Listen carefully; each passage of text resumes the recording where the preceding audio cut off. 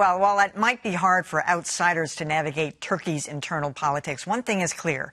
Turkish President Recep Tayyip Erdogan will jail anyone who dares disagree with his administration, which is why he's imprisoned so many journalists. That makes it even more curious that the Washington Post published a full-page ad from a group close to Erdogan seeking the extradition of a rival to face charges in Turkey.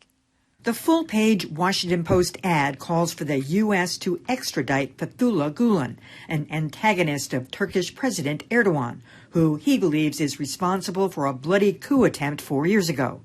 In fact, Erdogan himself lobbied for the return of Gulen when he visited the White House several years ago. It's a great honor and privilege because he's become a friend of mine to introduce President Erdogan of Turkey. But that friend of President Trump also had his henchmen attack Fethullah Gulen supporters outside the White House. Celtic's player Enes Kanter, an outspoken critic of the Erdogan regime and a supporter of Gulen, told WGBH's Keep It Social that he was disappointed when he saw the Washington Post ad.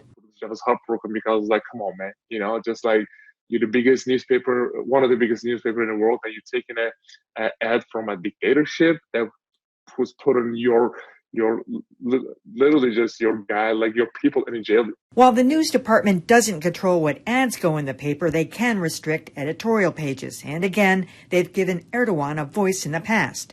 In one op-ed, he condemned Saudi Arabia for the murder of Washington Post journalist Jamal Khashoggi, which is rich, coming from someone who specializes in jailing journalists. The crazy thing is, Turkey is the #1 country in the world that put most journalists in jail. Which the Washington Post has duly noted. So, Dan, I'm curious, Dan Kennedy, do you think this advertising would have gone across the transom of Marty Baron? Would he have seen it in advance? I know he doesn't get to pass on advertising, but something that's really an advocacy ad sometimes rises to that level, and then there's a discussion about whether you should take it or what. I mean, would he have seen it? My guess is that they probably would have gone out of their way to make sure that he didn't see it, because he wouldn't want to be dragged into a discussion of whether the business side ought to run an ad like this or not. The Post may, and I don't think they should have run the ad. Let me be clear about that.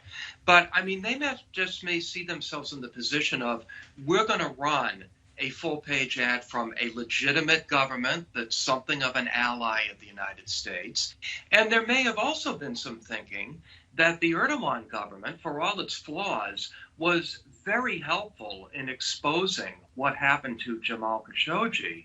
And the Post has been absolutely fierce in defending Khashoggi and then in trying to get to the bottom of what actually happened. So in that regard, there may actually be some sympathy for the Erdogan government on the part of the Post. Finally, I want to point out that General Michael Flynn has gotten himself into a great deal of trouble for his unreported advocacy on the part of Erdogan in terms of getting this dissident extradited back to Turkey. I found this whole situation very perplexing. I mean, first of all, I don't think this was an ad directly from the Turkish government. This was a group, an outside group with very close ties to Erdogan. It amounted, though, as you said, to Turkish propaganda.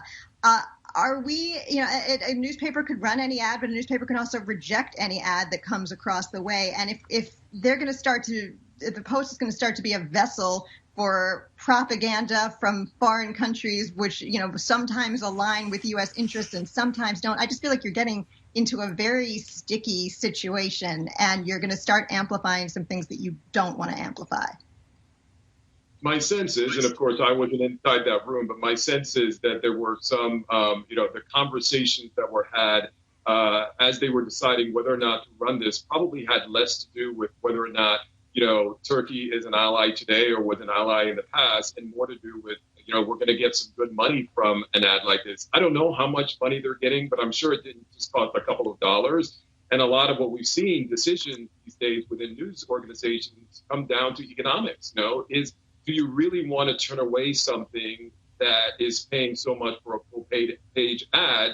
Is it worth it versus the kind of blowback that you might get? And maybe it came down to that. We think that this is a relatively safe, although It's a perplexing decision to make, but it's relatively safe given the economic benefits that they can get from an ad like this.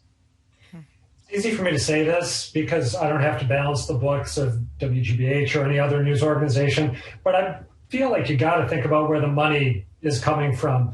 We don't want to soft pedal what a problematic guy Erdogan is and how ominous his approach to governing Turkey is. And I'm glad that we mentioned Jamal Khashoggi. Whatever help the Erdogan government provided in terms of figuring out what happened to him at the hands of Saudi Arabia, there you have a Post journalist who met a bad end in another autocracy. The Post had to get Jason Rezaian out of Iran. There's another autocracy. No matter what favors may have been done, I just hate the idea of them deciding that it's okay to take Erdogan's cash because he might have helped them. And I would just add one final irony here. The footage we showed of Erdogan's thugs attacking Kurdish demonstrators when he visited D.C., the best accounting of that came in the Post. I think it was Philip Bump who did this incredible video deconstruction that basically showed that this happened at Erdogan's behest. He found images of Erdogan deploying his guys to go beat up the protesters and then watching while it happened. So when your own paper reports that, it's kind of wild to see it accept this ad. Yeah, I would agree with that. I would also add on the Khashoggi thing that it wasn't altruism that made him want to, expose that the Saudis were responsible. Because the other thing is he never mentioned the Saudi princes. He never mentioned who indeed ordered the murder of the journalists. He just said that the Saudis were responsible and that the people who committed the crime should be taken into custody. But he didn't deal with the fact that it was ordered by the Saudi government. All right.